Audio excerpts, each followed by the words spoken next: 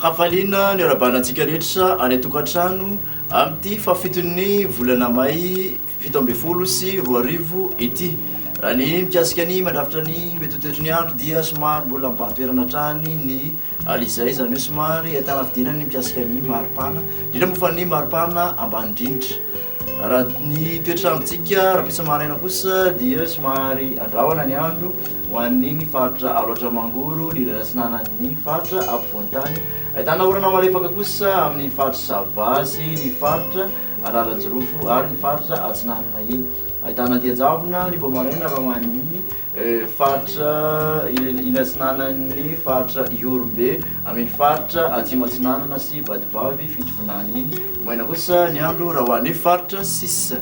Ny tolakandro dia mbola mitondra-trano ny orana malefaka raha ho an'ny faritra Atsinanana manontolo mahazo ny faritra Sava, faritra Analanjirofo, Atsinanana ary ny faritra Vadivavy fitovonany sy ny faritra Atsimatsinanana. Andrahona trano kosa ny andro raha ho an'ny inatsinanan'ny faritra ampovoan-tany Aloatra Mangoro, maina raha ho an'ny faritra Sisa. Ny maripanam-bandrina moa dia 8 degré Celsius any Vakinankaratra manodidina ny 13 ka hatramin'ny 14 ho an'ny faritra ampovoan-tany ary 120 kosa ny ambany indrindra raha ho an'ny morontsiraka rehetra 420 no ambony indrindra.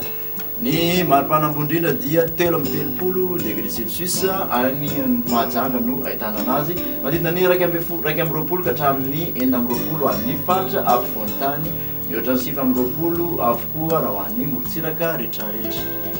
Raha mikasika ny toetry ny andro ho an'ny nosy manodidina ny Madagasikara dia ahitana orana tandrifindrahona any Maurice sy Seychelles, raha kotrika kosa izany ho an'ny Comore, maina ny andro ho an'ny La Réunion. Raha mikasa ho any amin'ireo tanàn-dehibe vela Madagasikara moa ianao dia mbola ahitana orana tandrifindrahona koa any amin'ny Nairobi, mbola rankotrika izany raha ho an'ny Bangkok, maina kosa ny andro ho an'ny Paris, Milan ary Johannesburg. Dia izay indray ary tompoko nazatolotra anao tamin'ity anio ity, manasa anao amin'ny manaraka indray veloma tompoko.